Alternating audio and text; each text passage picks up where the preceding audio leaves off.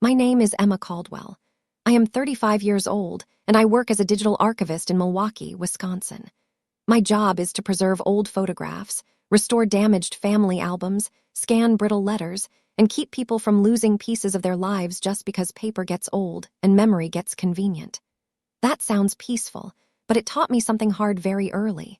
People do not only lose memories by accident. Sometimes they choose which pictures survive. That Saturday evening, I walked into my parents' 40th anniversary dinner expecting to help with the family slideshow I had spent 6 months restoring. I did not expect to sit through 12 minutes of smiling faces and realize I had been removed from almost every single image. Not forgotten. Removed. Cropped out, covered by captions, replaced with my sister, or skipped completely. Before I tell you what happened when the original files played, tell me where you are watching from tonight. And if you have ever been erased from a family story you helped hold together, comment the words "I was there." I want to know how many people understand how quiet that kind of pain can be. The dinner was held at a renovated lakefront lodge outside Madison, the kind of place with exposed wood beams, white tablecloths, string lights across the windows, and a stone fireplace big enough to look expensive even when it was not lit. My parents had chosen it because my mother said 40 years of marriage deserved something classy, which meant something photographed well. There were 68 guests, mostly relatives, church friends, old neighbors, and people my mother liked to call chosen family when she wanted the room to sound warmer than it felt. The entrance table had a framed photo of my parents on their wedding day, a guest book, and a small sign that said, "The Caldwell Family, 40 Years of Love." I stood in front of that sign with a tote bag on my shoulder and a small hard drive in my hand, reading the word family like it was written in a language I understood, but did not trust. My younger sister, Paige, saw me first. She was standing near the fireplace wearing a satin emerald dress, her hair swept over one shoulder, laughing with my mother's friends like she had personally invented marriage. Paige was 32, beautiful in the effortless way that still required 2 hours of preparation, and she had always been described as the emotional one. In my family, emotional meant allowed to take up space. Practical meant expected to give yours away. Paige looked at my tote bag and smiled. "Oh, good," she said. "You brought the files." "Not hello, not you look nice, just the files." I lifted the hard drive slightly. "The full archive and the clean slideshow are both here." Her smile twitched. "Mom already gave the venue the slideshow file." I stopped. "Which file?" Paige looked past me toward the tables. "The final one. I made the final one. Mom made some edits." There it was, edits. In my line of work, that word can mean cleaning dust off a scan or changing a story until only the convenient parts are left. I looked toward the front of the room where a projector had been set up beside a small podium.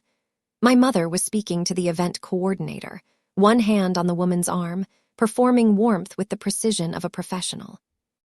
My mother, Linda Caldwell, had a gift for making exclusion sound like organization. She never said, "You do not belong here." She said, "We had to simplify the seating." She never said, "Your sister matters more." She said, "Paige needs support right now." She never said, "We expect you to work while everyone else celebrates." She said, "You're just so good at these things." My father, Alan, was quieter, which made him look innocent to people who did not know him. He rarely delivered the wound. He only watched it happen and called it peace. I grew up as the person behind the camera. That is not a metaphor. When I was 8, my father bought a camcorder and handed it to me during Paige's dance recital because he said I had steadier hands. At birthdays, I took the pictures. At holidays, I cleared plates before dessert photos. At reunions, I was asked to grab one more chair, refill one more dish, hold someone's baby for one more minute. When the family lined up for photos, someone always said, "Emma, can you take it?" By the time I realized there were entire albums where I appeared only as a shadow on the grass or a reflection in a window, the family had already decided that was normal. My grandmother noticed. Her name was Ruth Caldwell, and she lived 2 blocks from us in a white house with blue shutters and a kitchen that smelled like lemon soap and cinnamon toast. She was the only one who would sometimes say, "Give Emma the camera and someone else take the picture." My mother would laugh and say, "Mom, she likes doing it." Grandma Ruth would look at me over her glasses. Liking something and being assigned to it are not always the same thing. When I was 14, Grandma Ruth bought disposable cameras for Thanksgiving and handed one to every cousin except me. I thought she had forgotten until she pressed a small red one into my palm after dinner and whispered, "This one is for proof you were here." I still have the photos from that camera. Most are blurry. One is of Paige eating pie with whipped cream on her nose. One is of my father asleep in a recliner. One is of my mother looking irritated because she realized I was not in the kitchen. But one photo is of me standing beside Grandma Ruth, her arm around my shoulders, both of us laughing. It is one of the only childhood photos where I do not look like staff. Grandma died 2 years before my parents' anniversary dinner. She left behind 12 photo boxes, 7 albums, 3 VHS tapes, 4 mini DV cassettes, and a handwritten note taped to the inside of the largest box. Emma will know what to do with these. My mother read that note and sighed like Grandma had assigned her an inconvenience. "Well," she said, "at least you're good with this stuff." I took the boxes home. For months, I scanned everything after work. I cleaned scratches from images, labeled dates, converted tapes, saved duplicate copies, and built a full digital archive for the family. I did it partly because it was my work, partly because I loved my grandmother, and partly because some old part of me still believed that if I preserved enough truth, maybe one day my family would have to see me inside it. The anniversary slideshow started as my idea, but my mother adopted it the moment she realized guests would praise her for it. 6 months before the dinner, she called me and said, "Emma, could you make something beautiful with Grandma's photos? Nothing too long, just a celebration of us." I said yes. I spent weeknights building a 12-minute slideshow. My parents' wedding, their first apartment, me as a baby, Paige in the hospital bassinet, Christmas mornings, camping trips, birthday cakes. Grandma Ruth holding both of us. My father teaching me to ride a bike before he taught Paige. My mother standing behind me at a school art show, looking proud before she learned to hide it. I included the whole family, not because they deserved my generosity, but because I wanted the record to be honest. 2 weeks before the dinner, I sent my mother a preview link. She watched it and called me within 20 minutes. "It is beautiful," she said, in the careful tone people use before they begin taking things apart. "But it feels a little Emma heavy." I was standing in my kitchen, rinsing a coffee mug. I turned off the water. "Emma heavy? There are just a lot of pictures of you. There are pictures of everyone." Paige noticed it too. Of course Paige had. "Mom, I used the archive. That is what was there." My mother sighed. "We just want the night to feel balanced." Balanced in my family meant Paige-centered and me useful. "Send me the timestamps," I said. "I'll look." She sent 36 notes. Remove Emma holding flowers, replace with Paige at piano. Crop Emma out of Lake photo if possible. Use the version where Paige is looking at camera. Do we need the art show? Too much school stuff. Grandma and Emma photo maybe not relevant, not relevant. My grandmother's arm around me was not relevant to a family history slideshow I had built from her own archive. I did not fight her on the phone. I made some reasonable edits. I shortened a section where I had accidentally included 3 similar camping photos. I corrected a date, but I did not erase myself. I sent back the final slideshow and wrote, "This version is balanced and historically accurate." That should have been the end of it. It was not.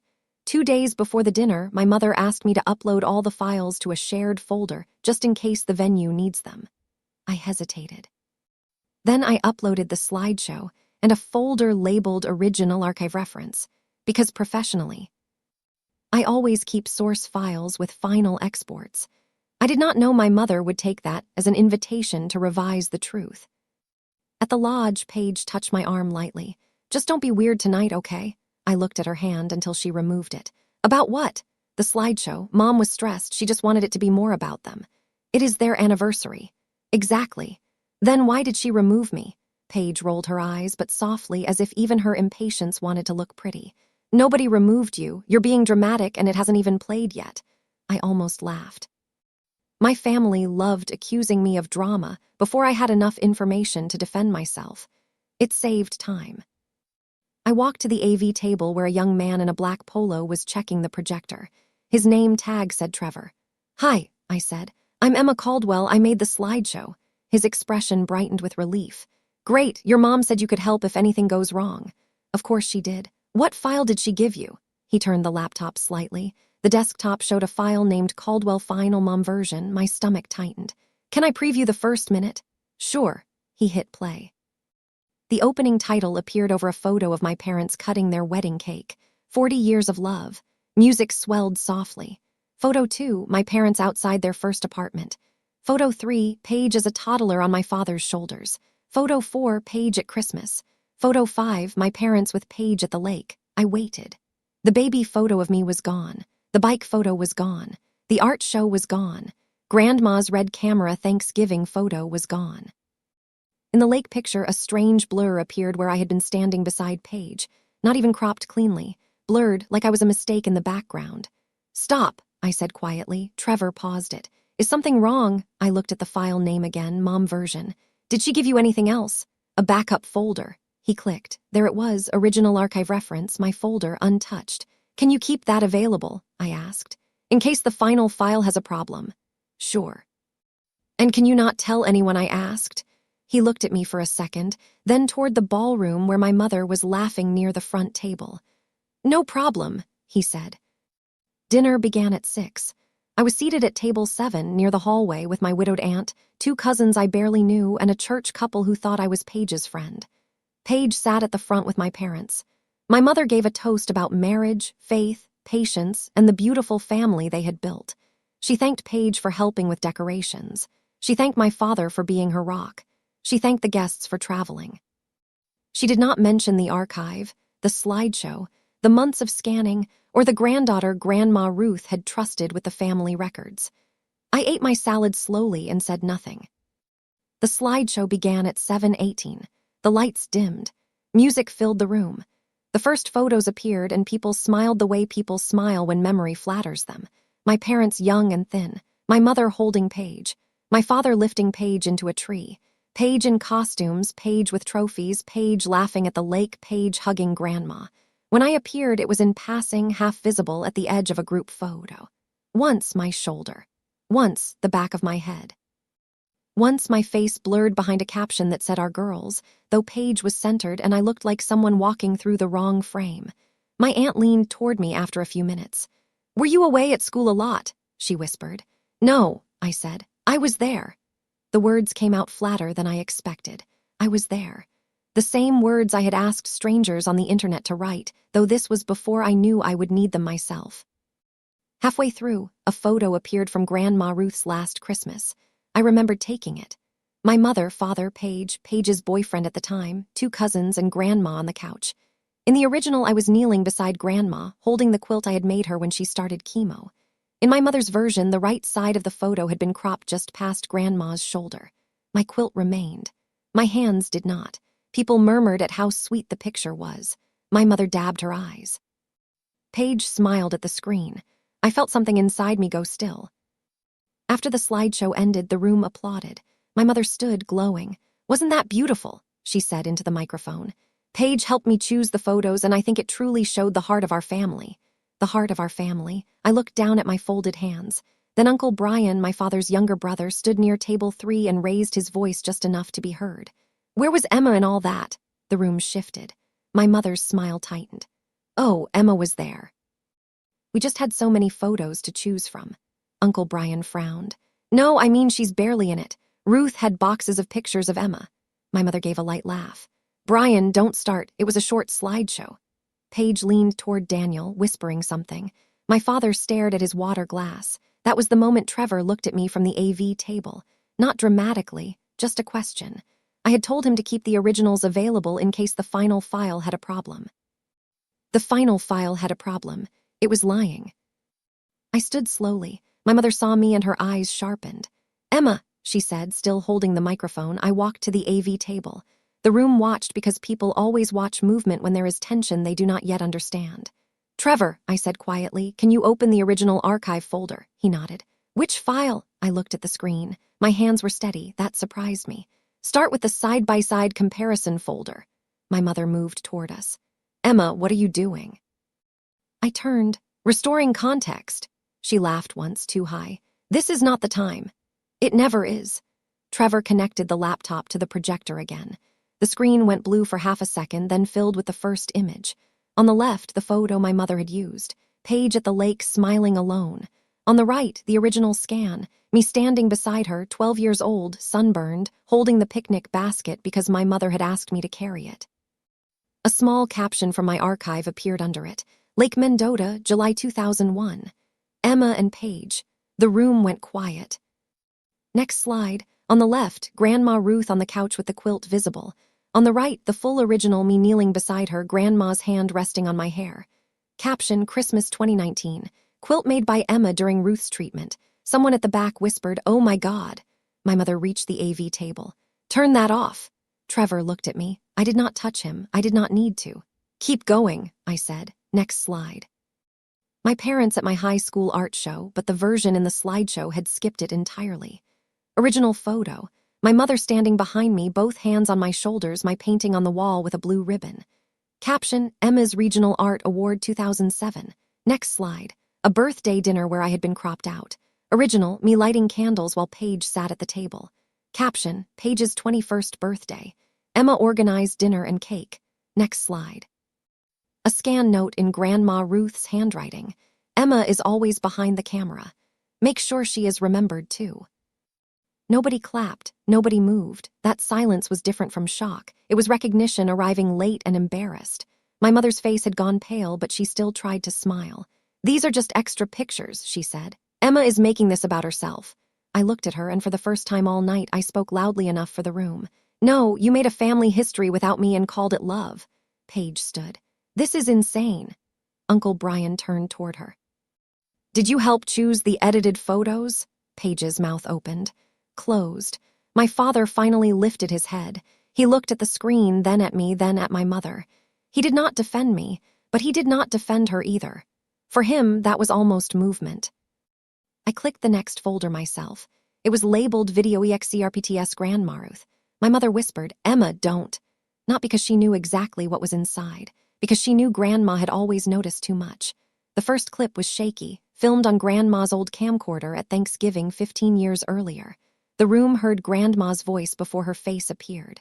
"Alan, take the camera from Emma for once. I want proof my girl sat down." Laughter from the old video. My younger voice saying, "It's fine, Grandma." Grandma replying, "No, it is not fine. People disappear from families this way." The clip ended. Nobody breathed normally. The second clip showed Grandma in her kitchen 2 years before she died. I had filmed it while asking her to label old photos. She held up the red disposable camera picture of us from Thanksgiving. "This one matters," she said in the clip. "Emma was always told she was helpful when they meant invisible. Keep this one safe." I had forgotten that sentence. Hearing it in her voice nearly broke me, but I did not cry. Not there. Not yet. My mother put one hand over her mouth. Paige sat down as if her legs had simply stopped choosing her. The third clip was not dramatic. That made it worse. Grandma sat at her table labeling envelopes. "Linda will choose the pretty pictures," she said. "Emma, you keep the true ones. Pretty is nice. True is better." The video stopped on Grandma's face, soft and firm and gone forever. The projector light hummed over the room. My father stood then, slowly. He did not take the microphone. He did not make a speech. He just looked at my mother and said, "Why did you crop her out?" My mother's eyes filled immediately. "I didn't crop her out. I made choices. It was your anniversary too, Alan. I was trying to make it beautiful. By taking our daughter out of it." His voice was quiet. That made people listen harder. My mother looked around, realizing the room was no longer arranged in her favor. "Emma has always been so independent," she said. "She doesn't care about these things the way Paige does." I almost smiled. There it was, the old excuse. I did not need the same things. I did not feel the same pain. I was strong enough to erase. I picked up the microphone from the podium. My hand was cold around it. "I cared," I said. "I cared when I scanned every box Grandma left. I cared when I restored water-damaged photos until 2 in the morning. I cared when I labeled dates nobody else remembered. I cared when I included all of you honestly, even when it hurt. And I cared when I saw that someone had blurred my face out of a photo where I was standing beside my own sister." I looked at my mother. "You did not make it beautiful. You made it easier for people to believe I was never there." For a moment, all I could hear was the low buzz of the projector. Then Aunt Marlene, my mother's older sister, stood from table 5. "Linda," she said, "I remember Emma taking care of Mom during chemo." My mother closed her eyes. Marlene, please. No, Aunt Marlene said. We all let her do the quiet work. That does not mean we get to erase it. Another cousin spoke up. Emma drove Grandma to appointments. Uncle Brian added, she paid for the photo restoration too, didn't she? I had not planned for that detail to come out. My mother looked at me. You told them. No, I said. Grandma did. I opened one last folder. Scandari CEIPTSN notes. Not because I wanted applause, because the record had already been opened and half-truths are weeds. If you leave roots, they grow back. The first document was a receipt for the archival scanner I had bought with my own money. The next was an invoice from the lab that converted Grandma's damaged tapes, paid by Emma Caldwell. The next was a handwritten card from Grandma. Thank you for saving what everyone else keeps using. I had not included those files in the public slideshow. They were in the archive for completeness. Seeing them on the screen felt almost too intimate. I closed the folder after 3 documents. That is enough, I said. And it was. I did not need to empty every drawer. I only needed the room to know there had been drawers. My mother was crying now, but not loudly. Paige stared at the tablecloth. My father walked toward me, stopped halfway, then looked back at the screen where Grandma's face still sat in the frozen video frame. Emma, he said. His voice caught. I waited. For once, I did not help him find the words. I should have noticed, he said. That was not an apology, not fully. But it was the first honest sentence he had offered me in years. I nodded once. Yes, I said. You should have. The event coordinator quietly asked if I wanted the projector turned off. I said yes. The screen went dark. Without the light, the room seemed smaller. People began talking in low voices, the way families talk when a story has cracked and everyone is deciding which side of the truth they are willing to stand on. I walked back to table 7 and picked up my purse. My mother followed me before I reached the hallway. Emma, wait. I stopped near the framed sign that still said 40 years of love. She looked at it, then at me. Mascara had smudged under one eye. You humiliated me, she whispered. I looked at her carefully. No, I showed the originals. In front of everyone. You erased me in front of everyone, she flinched. It was a slideshow. It was a family history. Her mouth trembled. I didn't think you would care this much. That sentence hurt more than I wanted it to, not because it was cruel, but because it was probably true. She had not thought I would care. Or maybe she had thought my caring would be quiet enough not to matter. That was the problem, I said. You built an entire version of me that does not need anything, then got angry when the real one showed up. Paige came into the hallway behind her. For once, she did not look perfect. Her eyes were red and her emerald dress looked less like elegance and more like armor that had failed. I didn't know she blurred you, she said, but you knew I was mostly gone. Paige looked down. Mom said you didn't like being in photos. I laughed once softly. Paige, when did you ever ask me? She did not answer. You were always the photographer, she said after a moment, because someone had to be. I thought you liked it. Sometimes I did. That is not the same as being allowed to stop. She wiped under one eye. I'm sorry. It sounded young. Not false exactly, but young. Like a person apologizing for a broken dish without understanding who had been washing dishes for 25 years. I accepted it with a nod because that was all I had available. My father came out last. He stood beside my mother but did not touch her. Don't leave, he said. Why? He looked startled by the question. Because this is family. I looked back through the doorway at the tables, the flowers, the dark projector screen, the guests pretending not to watch. Family is not a room where I have to prove I existed. My father looked down. What do you want from us? For most of my life, that question would have opened a door. I would have explained, softened, translated my pain into instructions they could tolerate. That night, I had no interest in teaching them how to recognize a person standing in front of them. I want the original archive left alone, I said. I want a copy given to everyone who asks, and I want my name removed from any version of the slideshow you edited. My mother looked wounded. Your name? Yes, do not use my work to erase me. She looked away first. I left before dessert. Outside, the lake was black and still, reflecting a thin line of lights from the lodge windows. I sat in my car with my hands on the steering wheel and finally cried. Not loudly, not beautifully, just enough for the part of me that had stood behind cameras for decades to understand she was allowed to be seen even when nobody was watching. My phone buzzed 17 times before I reached the highway. My mother called. Paige texted. Aunt Marlene sent a heart. Uncle Brian wrote, Ruth would have been proud of you. That one made me pull into a gas station parking lot and breathe for a minute. The next morning, I woke up to an email from Trevor, the AV tech. He had sent a link to the event recording because the lodge automatically recorded speeches and projector feeds when families paid for media support. I did not know that. Attached was a short note. I thought you might want your own copy before anyone asks us to delete it. I stared at the screen for a long time. Then I downloaded the file, saved it in 3 places, and named it Caldwell Anniversary Original Context. Documentation is not revenge by itself, but it is protection against people who only regret being witnessed. By noon, relatives had started messaging me privately. Some apologized for not noticing. Some asked for the full archive.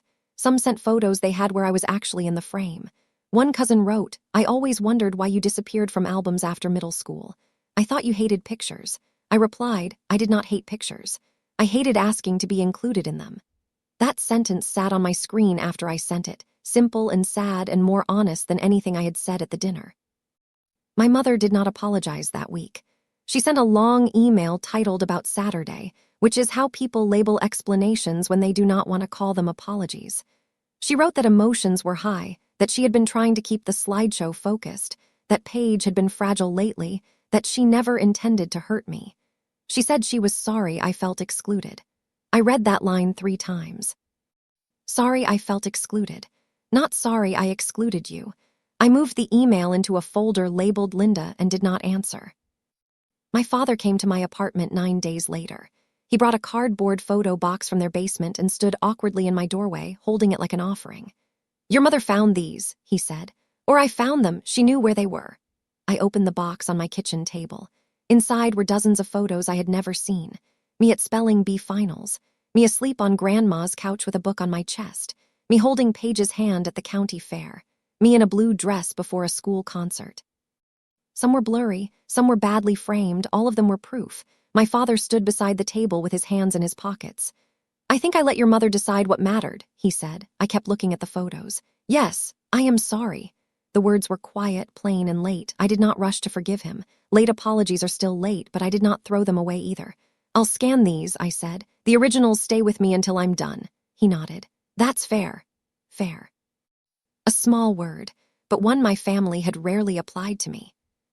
Paige called 2 weeks later. I almost let it go to voicemail. Then I answered because curiosity is not the same as hope, but sometimes it sounds like it.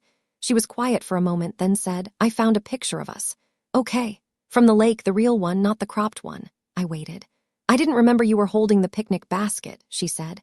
"I didn't remember because I was complaining about being tired and you carried everything." I sat down slowly. "Why are you telling me?" "Because I think I remember a lot of things with me in the center because everyone handed me the center." That was the first adult thing my sister had said to me in years. "That sounds right," I said. She exhaled. "I don't know how to fix that." "You start by not asking me to." She was silent. Then softly, "Okay." It was not a reconciliation. It was not healing music and a family hug.